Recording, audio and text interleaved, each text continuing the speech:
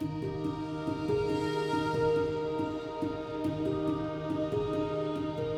evening, everyone. Thank you all so much for being here.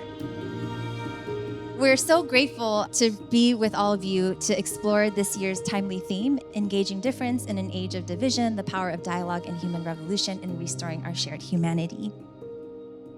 Growing polarization, global conflict, and increased alienation highlight the urgent need for spaces that foster dialogue and mutual understanding such as these. And we're honored to be joined this evening by a group of esteemed panelists who bring great insight, experience, and vision to this theme. How do we restore our shared humanity when we feel that the other has lost theirs, or that we collectively maybe even have lost our humanity? I begin with open acceptance that difference is normal. You kind of have to let go of that egoic part that I know everything and I am right, and I want to impose my rightness on other people.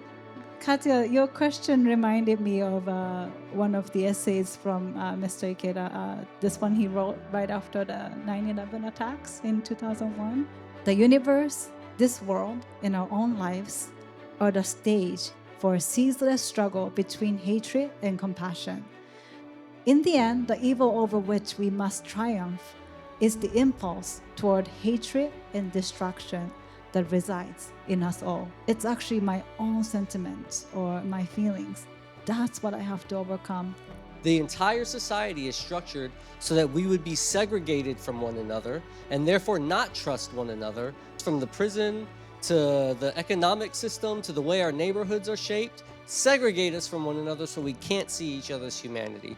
And to resist that, to live differently, you have to be very intentional in building an alternative kind of space in which that then becomes possible. Most problems in society originate from an unaddressed and often unnoticed human tendency within our own life. To be kind to others, we need to be kind to ourselves, respect our own dignity, and carry that gentle respect to every interaction.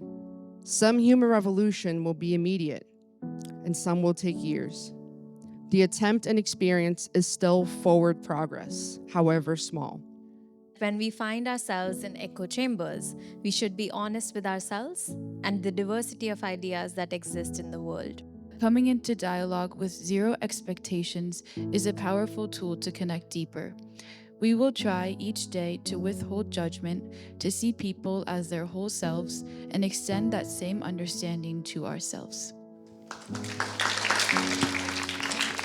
Thank you to our panelists and our moderator once again and our youth committee. Thank you so much.